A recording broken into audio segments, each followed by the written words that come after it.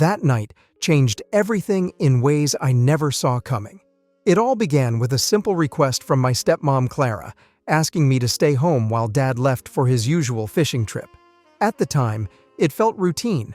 After all, it was just the two of us most weekends. But what I didn't realize was that this night would unravel into something far beyond the ordinary. A night that would push the boundaries of our relationship and leave an indelible mark on me. The house was unusually quiet that morning. The usual hum of Dad's presence was gone, and the silence felt strange. I had just finished my homework and was ready to relax when Clara called me into the living room. "Can you help me with something?" Her voice was soft, almost too casual. I could see she was nervous about something, but I couldn't figure out what. I hesitated for a second.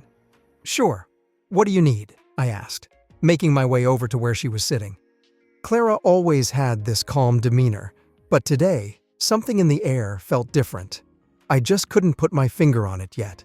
She smiled, but there was something in her eyes that made my pulse quicken. "Come sit down," she said, patting the cushion next to her. I did as she asked, unsure of what was coming next, but I couldn't deny that curiosity had started gnawing at me. Clara leaned back, crossing her legs and looking at me with an intensity I hadn't noticed before. "You've grown up so much. You know that?" she said. Her tone was light, but the words hung between us, heavy with unspoken meaning. "You're not the little boy I used to know." My heart skipped a beat. This wasn't like her. We had always had a friendly, almost casual relationship, but today, something felt dangerous. "I guess," I mumbled, not sure how to respond. She leaned in slightly, her eyes never leaving mine. "No, really," she insisted. "You've changed, and I think we both know it." The way she said it made me shiver. There was a strange tension building in the room, and I didn't know how to break it. "Clara, what are you trying to say?" I asked, finally forcing the question out. I needed to understand what was happening here, why the air felt so thick with something unspoken. For a moment, she didn't respond. She just looked at me, her eyes searching mine as though she was trying to find the right words. Then she sighed and stood up, walking over to the window. "Your dad's gone for the weekend," she said quietly, staring out into the yard. "It's just the two of us here." I nodded, unsure of where this conversation was going, but feeling that knot in my stomach tighten. She turned to face me, her expression unreadable. "You know, I've been thinking," she began, her voice steady, but soft. "There are things I've wanted to talk to you about, things that I've never had the courage to say until now." I swallowed hard. "Like what?" She took a step closer, her eyes locking onto mine. "Like us," she said simply. The word hung in the air, and I felt my pulse race. What was she implying? This didn't make sense. I tried to laugh it off, but my voice came out shaky. "What do you mean, us?" Clara smiled, a small, knowing smile that made my stomach flip. "You've noticed it too, haven't you?" she asked, her voice a low murmur. "The way things have changed between us. We're not just stepmother and stepson anymore." My mind was spinning, trying to catch up with her words, trying to understand what was happening. But there was a part of me, deep down, that knew exactly what she was talking about. I had felt it too. The way things had shifted over the last few months, the subtle glances, the lingering touches. But I had always pushed those feelings aside, convinced myself they weren't real. "I don't know what you're talking about," I lied, my voice barely a whisper. She stepped even closer, her presence overwhelming, and suddenly the room felt much too small.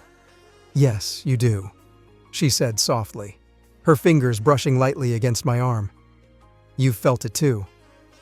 I stood up abruptly, stepping away from her, trying to clear my head. "Clara, this is crazy," I said, my voice trembling. You're my stepmom. We shouldn't. But she didn't back down. She followed me, closing the distance between us again. Why not? She whispered, her eyes burning with an intensity that made my heart race. We're both adults. We don't have to follow anyone else's rules. I shook my head, trying to resist the pull that was drawing me closer to her. No, this isn't right, I insisted, though even as I said the words, I could feel my resolve weakening. But what if it is? She countered, her hand reaching out to touch my cheek. The contact sent a jolt through me, and for a moment, I was frozen, trapped in the web she was weaving around us. I wanted to say no, to push her away, to run out of the room and forget this ever happened. But I couldn't. Something kept me rooted to the spot, and I hated myself for it. I couldn't shake the feeling that things were spiraling out of control. The tension in the house had grown unbearable. Every time I saw Clara, I could feel the weight of what we weren't saying pressing down on me, suffocating me. But I didn't know how to confront it. Didn't know how to stop the slow, inevitable pull that seemed to be dragging us both towards something dangerous. The days blurred together. Every interaction between us felt loaded, like we were walking on a razor's edge. I tried to keep my distance, avoiding being alone with her as much as possible, but it wasn't easy. She always seemed to find a way to be close to me, to make her presence known, whether it was a casual touch on the arm or the way she looked at me from across the room. It was always there, this simmering tension that refused to go away. Then came the night everything changed. Dad was working late, and I was trying to stay holed up in my room, hoping that if I avoided her long enough, things would go back to normal. But deep down, I knew that wasn't going to happen. I could hear her moving around downstairs, the sound of the TV playing softly in the background. The clock ticked loudly on my wall, each second dragging on, making it harder to ignore the reality of the situation. I thought about calling a friend, making up an excuse to leave the house, but something kept me from picking up the phone. Instead, I found myself standing outside my room, listening to the silence that had settled over the house. It was too quiet, too still, and that's when I made the decision that would change everything. I walked downstairs, each step feeling heavier than the last. Clara was sitting on the couch, a glass of wine in her hand, her gaze distant as she stared at the TV. She didn't notice me at first.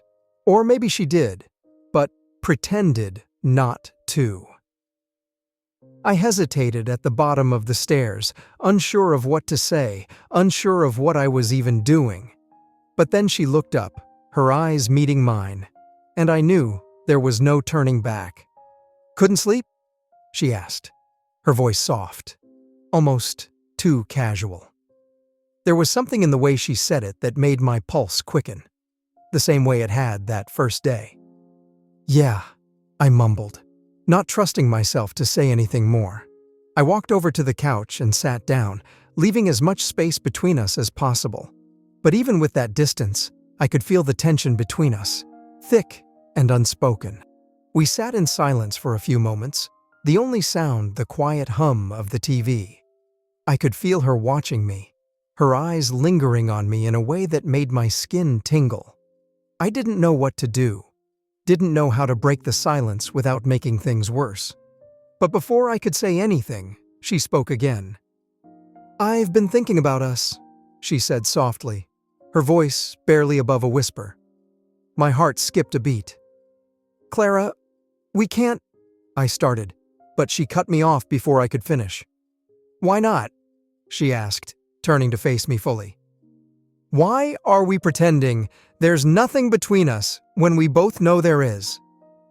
Her words hit me like a punch to the gut. I wanted to argue, to tell her that she was wrong, that we couldn't go down this path. But the truth was, I didn't have the strength to fight it anymore. I had felt it too, the strange pull between us that had only grown stronger with time. I had tried to ignore it, tried to convince myself that it wasn't real. But now, sitting here with her, I couldn't deny it any longer. "We can't do this," I said, though my voice lacked conviction. Even as I said the words, I knew they were a lie. I was lying to her, lying to myself.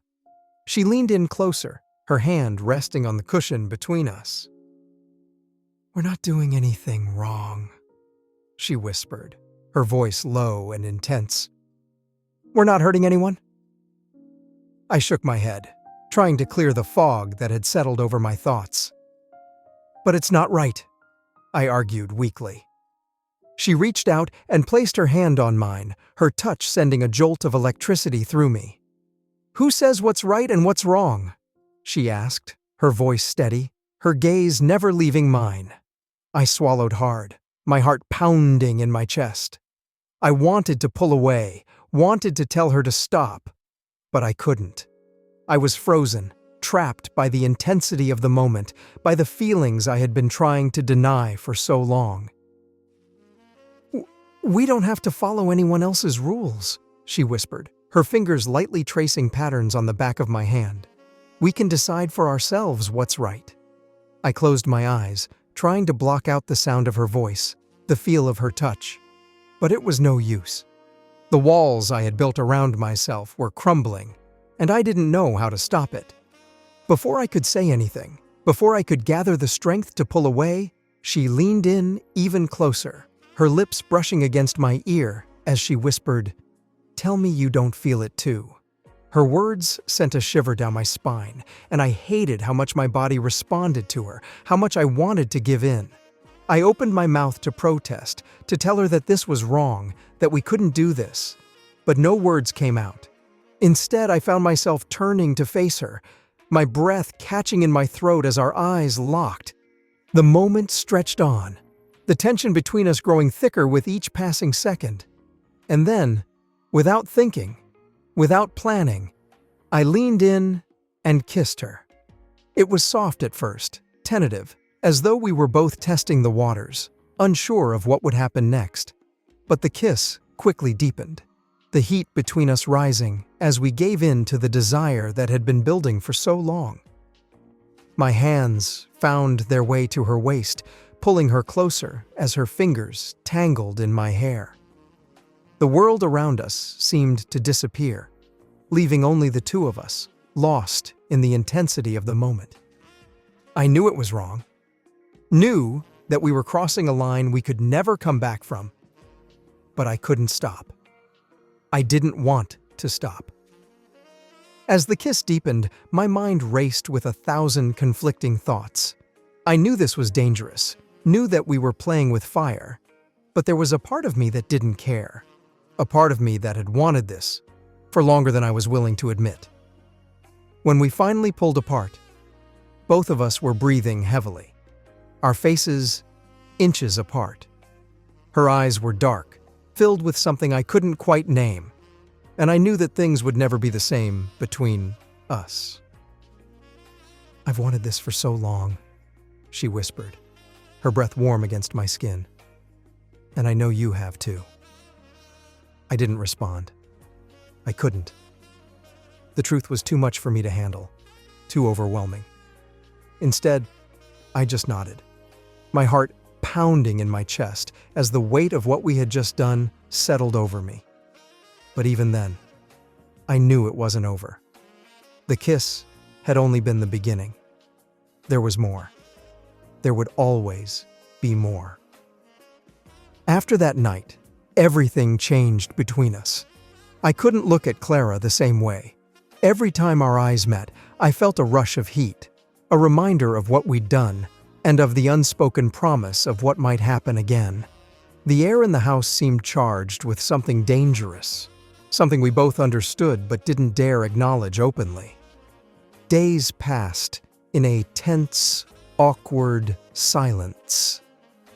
I kept my distance as best I could, but it was impossible to avoid her completely. Every brush of her hand, every passing glance felt like a spark, threatening to ignite the tension that simmered just beneath the surface. I knew what was happening wasn't right. but there was a pull between us that I couldn't ignore, no matter how hard I tried. One afternoon, while Dad was out again, the silence in the house felt unbearable. I was pacing the living room, trying to distract myself with the TV, but my thoughts kept drifting back to her. The memory of that kiss. The way her lips had felt against mine. The way my heart had raced. It was all too much. I hated myself for thinking about it. But I couldn't stop. Just when I thought I might lose my mind, I heard her footsteps behind me. I turned to see Clara standing in the doorway, her expression unreadable. For a moment, neither of us spoke, the tension between us thick, heavy with everything left unsaid. "We need to talk," she said finally, her voice low, almost hesitant. I nodded, knowing this conversation was inevitable, even if I wasn't ready for it. "Yeah," I agreed, my throat tight. "We do." She walked over to the couch, sitting down with a sigh. I followed, sitting across from her, keeping a careful distance. My heart was pounding in my chest, and I couldn't quite meet her eyes. I didn't know how to start, didn't know what to say that would make any of this better. "I know things have been different," she began, her hands clasped in her lap. "And I don't want you to feel uncomfortable. That's the last thing I want." I swallowed hard, my mouth dry. "I don't know what to feel," I admitted, my voice barely above a whisper. "I mean, this isn't normal, right? We're not supposed to feel this way." Clara looked down at her hands, her expression troubled. "I know," she said softly, "but it's not something we can just ignore either, can we?" I didn't have an answer for her. The truth was, I didn't know what we were supposed to do. Everything felt wrong, but at the same time, there was a part of me that didn't want it to stop.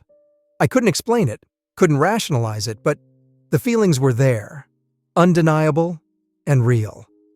There was a long silence between us, filled with the weight of everything we weren't saying. I could feel the tension building again, that same dangerous pull that had led us down this path in the first place. And then, before I could stop myself, I said, "I think about it too." The words were out of my mouth before I could take them back, and once they were spoken, there was no undoing them. Clara's eyes flicked up to meet mine, and in that moment, I knew there was no going back. We had crossed a line, and now we were standing on the edge of something even more dangerous. She didn't say anything at first, but the look in her eyes told me everything I needed to know. There was a heat there, a need that mirrored my own, and it terrified me. But at the same time, it excited me in a way I couldn't deny. "We can't keep doing this," I said, my voice shaky, though even as I said it, I wasn't sure I believed it. Clara's gaze never left mine. "I know," she whispered, "but we're already here, aren't we?" The room felt too small, the air too thick. I wanted to run, to put as much distance between us as possible, but I couldn't move. I was trapped, not by her, but by my own desires. The pull between us was too strong, too overwhelming to resist. Before I knew what was happening, she leaned in, her face inches from mine. I could feel her breath on my skin, warm and soft, and my heart pounded in my chest. For a split second, I thought I might be able to stop it, to pull away and end this before it went any further. But then, her lips were on mine, and all rational thought disappeared. The kiss was different this time. It wasn't hesitant or unsure. It was full of the tension we had been holding back, the desire that had been building for so long. I kissed her back without thinking, my hands resting on the couch, gripping the fabric to keep myself grounded. It wasn't about love or affection. It was about need, a raw, burning need that neither of us could control.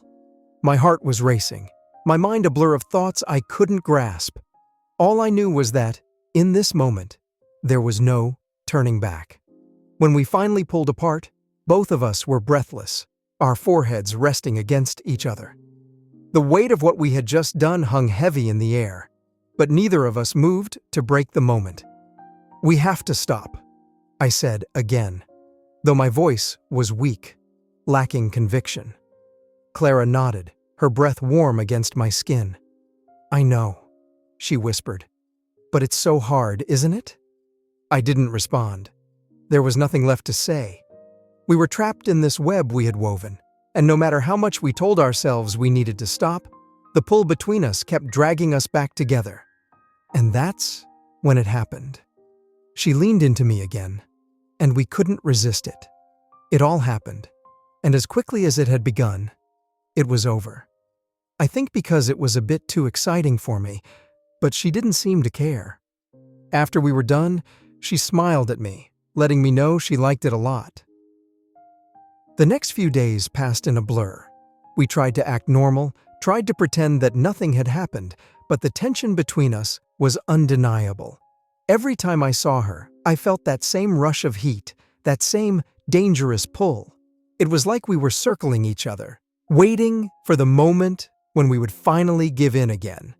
And I knew it was only a matter of time. One evening, when Dad was out late for work, I found myself in the kitchen, trying to distract myself by making dinner. But the silence in the house was deafening, and I couldn't focus. Every sound seemed to echo, reminding me of the weight of what we were doing. I didn't hear her come in at first, but when I turned around, there she was, leaning against the doorframe, watching me with that same unreadable expression. "Need any help?" she asked, her voice casual. But there was something beneath it, something that made my pulse quicken. "No, I'm good," I said, though my hands were shaking. She walked over to me, standing too close, her presence overwhelming. "Are you sure?" I swallowed hard, trying to steady myself. "Clara, we can't," I started, but she cut me off. "We don't have to do anything," she said softly, her eyes locked on mine. "But I think we both know where this is going." The words hung between us, heavy and final. I wanted to argue, wanted to tell her she was wrong, but I couldn't, because deep down, I knew she was right. We stood there in silence, the space between us shrinking with every passing second. And then, before I knew it, she was kissing me again. It was quick, almost fleeting, but it was enough to reignite everything we had been trying to hold back. My heart pounded in my chest, and I knew that this was only the beginning. The weeks that followed were a blur of stolen moments and fleeting glances. It was like living in two separate worlds, one where everything seemed normal, and another where Clara and I were constantly on the verge of something we couldn't control. The weight of our secret was heavy, but we couldn't stay away from each other. No matter how much I told myself it needed to stop, that we needed to stop, it kept happening. Every time Dad left for work or stayed out late, the tension between us grew.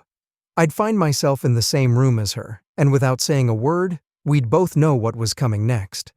It was terrifying how easily we had slipped into this. Every touch, every look felt like we were crossing some invisible line, yet it was never enough to make either of us pull back. Instead, we were drawn closer together, as if something bigger than both of us was guiding us down this path. One Saturday afternoon, the air in the house felt especially thick. Dad was at a company event and wouldn't be back until late. I could feel the shift the moment I woke up that morning, the quiet anticipation that had become all too familiar. As the hours ticked by, I couldn't shake the feeling that something was about to happen, something we wouldn't be able to come back from. Clara was in the kitchen when I walked in, washing dishes with her back to me. But she must have known I was there because she didn't flinch when I entered. I stood by the door, watching her for a moment, unsure of what to say or do. This had become routine, this strange dance we were caught in. and I knew the steps all too well. She turned off the faucet and wiped her hands on the towel before turning to face me. For a second, neither of us spoke. The silence was loud, filled with everything we weren't saying. "Are you okay?" she asked, her voice soft, her eyes searching mine. I wasn't. I hadn't been for a while. But how could I admit that? How could I explain the storm that was raging inside me? The constant battle between right and wrong? "I don't know," I finally replied, my voice barely audible. Clara walked toward me, stopping just a few feet away. "I've been thinking," she began, her words slow and deliberate. "Maybe we should talk about what's been happening." I tensed, not sure I wanted to have this conversation. What was there to say that hadn't already been said with our actions? But she wasn't backing down, and I knew I couldn't avoid it forever. "What's there to talk about?" I asked, my heart racing. She sighed, rubbing her forehead with the back of her hand. "I don't know. Maybe we need to figure out where this is going. We can't keep living like this, pretending it's not happening." She was right, but I didn't want to hear it. "Where do you think it's going?" I asked, my voice sharper than I intended. Clara flinched slightly, but didn't break eye contact. "I don't know," she admitted. "But I do know that we can't keep tiptoeing around it." I ran a hand through my hair, frustration bubbling up inside me. "What do you want from me?" I snapped, not because I was angry with her, but because I didn't have the answers either. "Do you want me to say this is okay? That I'm fine with it? Because I'm not. I'm not fine with any of this." Her expression softened, and she stepped closer, closing the distance between us. "I don't want you to be fine with it," she said quietly. "I just want you to be honest with yourself. With me." Her words hit me like a punch to the gut because I knew exactly what she meant. I had been lying to myself for so long, convincing myself that this was just a phase, that it would end if we ignored it long enough. But the truth was, I couldn't stop thinking about her. I couldn't stop wanting her, and the more I tried to fight it, the stronger it became. "I don't know how to do that," I admitted, my voice breaking. "I don't know how to be honest about this." Clara reached out her hand, resting it gently on my arm. The touch sent a shiver down my spine, and I hated how much I craved it. "It's okay," she whispered, her eyes filled with understanding. "We'll figure it out together." The sincerity in her voice broke something inside me, and before I knew it, I was pulling her closer, kissing her, like it was the only thing keeping me grounded. This time, the kiss wasn't rushed or frantic. It was slow and deliberate, like we were both trying to hold on to something that was slipping through our fingers. When we finally pulled apart, her forehead rested against mine, and we stood there in silence, our breaths mingling in the small space between us. I could feel her heartbeat, fast and erratic, matching my own. "What are we doing?" I whispered, more to myself than to her. I knew it couldn't last. I knew that something had to give eventually, but I wasn't ready to face that yet. Then, one evening, everything came crashing down. I was sitting in the living room, the TV on but muted, my thoughts far away. Clara was upstairs, and Dad was supposed to be out late again, but I wasn't paying attention to the time. I was too wrapped up in my own head, thinking about everything we'd done and everything we couldn't undo. The sound of the front door opening snapped me out of my thoughts, and for a moment I froze, panic rising in my chest. I hadn't expected Dad to come home this early. I scrambled to stand up, but before I could react, he was already walking into the living room, his eyes scanning the space before landing on me. "Hey," he said, his voice casual, but laced with something I couldn't quite place. "What are you doing?" "Just watching TV," I replied, my voice tight, trying to keep the panic from showing. I could feel my heart racing, the guilt gnawing at me like a live wire. He didn't seem to notice, or maybe he did, and was choosing to ignore it. He sat down on the couch, flipping through the channels like it was just another ordinary night. I tried to calm myself, to convince myself that everything was fine. But the weight of what we were hiding was pressing down on me, suffocating me. Clara came down the stairs a few minutes later, her face carefully neutral. She greeted Dad like nothing was wrong, like everything was perfectly normal, but I could see the tension in her eyes, the way her hands fidgeted at her sides. Dinner that night was excruciating. The conversation was stilted, and every time Dad spoke, I could feel the walls closing in. I couldn't meet Clara's gaze, couldn't focus on anything but the knot of fear tightening in my chest. I thought we might make it through the evening without incident, that maybe we'd manage to keep up the facade for one more night. But as we were clearing the table, Dad suddenly turned to me, his expression unreadable. "You've been spending a lot of time with Clara lately," he said, his voice calm but probing. My heart stopped. I glanced at Clara, who had gone pale, her eyes wide with fear. I guess," I stammered, trying to keep my voice steady. Dad's gaze lingered on me for a long moment, and I could feel the air in the room shift. "Anything you want to tell me?" he asked, his tone still casual. But there was something in it that made my blood run cold. I opened my mouth to respond, but no words came out.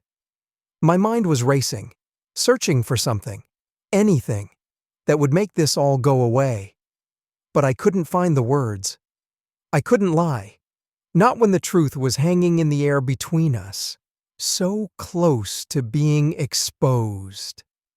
Clara's hand brushed mine under the table, a silent plea, but it only made the guilt worse. "No," I finally whispered, my voice barely audible. "Nothing." Dad didn't say anything for a long time. He just looked at me with those unreadable eyes. And in that silence, I knew he knew too. As I stood there, the weight of his gaze pressing down on me, I realized there was no escaping what had already begun. Even if the words were left unspoken, the truth was still there, waiting, and it would follow me no matter how hard I tried to outrun it.